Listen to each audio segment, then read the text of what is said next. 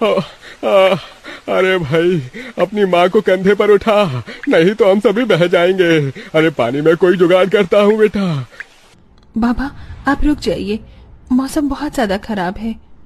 मुझे तो समझ नहीं आ रहा, ये दिन पर दिन मौसम खराब होता जा रहा है। अगर ऐसे ही चलता रहा तो मजदूरी नहीं कर पाऊंगा और घर में खाने को एक दाना तक नहीं आ पाएगा।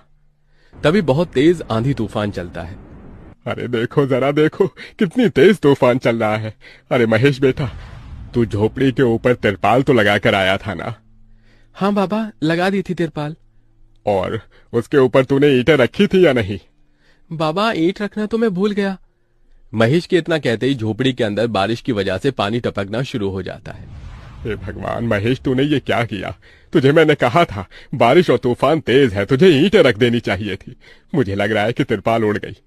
चल चल मेरे साथ चल, अब तुझे मेरे साथ भीगते हुए मेहनत करनी होगी, नहीं तो पूरे घर में पानी ही पानी भर जाएगा। देवेश इतना बोल ही रहा था कि घर के अंदर वाकई छत से पानी टपकने लगा। हाँ पिताजी, आप सही कह रहे हो, चलो चलते हैं जल्दी से। दोनों बाप बेटा बारिश में बाहर निकलते हैं और झोपड़ी की छत पर तिरपाल को सही से लगाना शुरू कर देते हैं। अरे बेटा, ईंट को अच्छे से रखना, कहीं ईंट गिर न जाए।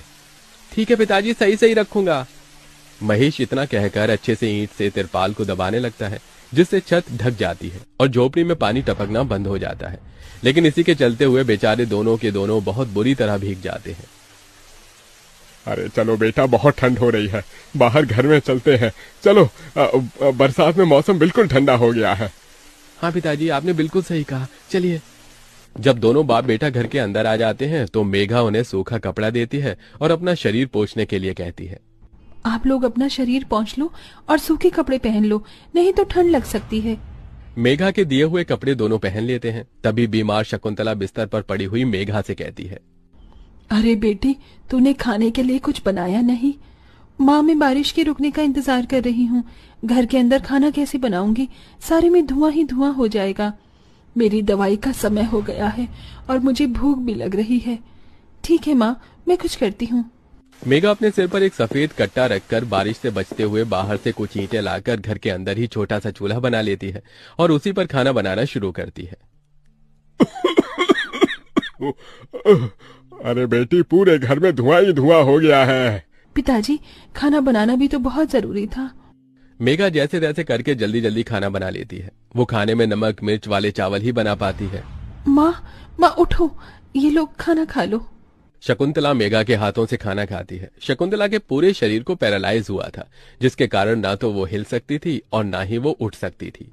मेरी प्यारी बेटी, इतनी कम उम्र में तेरे ऊपर कितनी जिम्मेदारी आ गई। हम गरीबों का कुछ नहीं हो सकता है। इस गरीब झोपड़ी के अंदर हम कैसे कैसे दिन देखते हैं। कोई बात नहीं माँ, बच्चे समय के अनुसार बड़े होते हैं, लेकिन मैं समय से पहले बड़ी हो गई हूँ। आपको तो खुश होना चाहिए। मैं तो इस कदर लाचार हो गई हूँ कि तेरे सर पर हाथ रखकर तुझे आशीर्वाद भी नहीं दे सकती बेटा। शकुंतला की आंखों से आंसू निकल रहे थे। मेघा उसके आंसू पोंछकर अपनी माँ को हौसला देती है, जिसके बाद वो अपने भाई और पिता के साथ बैठकर खाना खाती है। बारिश होती ही रहती है, लेकिन बारिश रुकने का नाम ही नहीं लेती। खाना खाकर वो सभी सो जाते हैं। आधी रात के समय जिस तरफ शकुंतला का बिस्तर होता है, वहां पर पानी टपकना शुरू हो जाता है। अरे ये क्या, पानी टपक रहा है। मेघा, मेघा, लगता है सो गई। अब मैं क्या करूं? ये पानी तो धीरे धीरे टपकता ही जा रहा है। शकुंतला रात भर अपने ऊपर टपकते हुए पानी को ऐसे ही झेलती रहती है, जिसकी वजह से सुबह तक उसके पूरे शरीर में बुखार फैल जाता है। अरे अरे ये क्या माँ, आपको तो बहुत ही बुखार हो गया है। रात भर ये झोपड़ी की छत टपकती ही रही। मैंने तुम्हें उठाने की कोशिश की, लेकिन तुम्हारे तक आवाज नहीं गई। ये सुनकर मेघा को बहुत अफसोस होता है। वो सूखे कपड़ों पर अपनी माँ को सहारा लगाकर लिटा देती है और उनके कपड़े भी बदल देती है। लेकिन तभी अचानक से गांव में बाढ़ आ जाती है।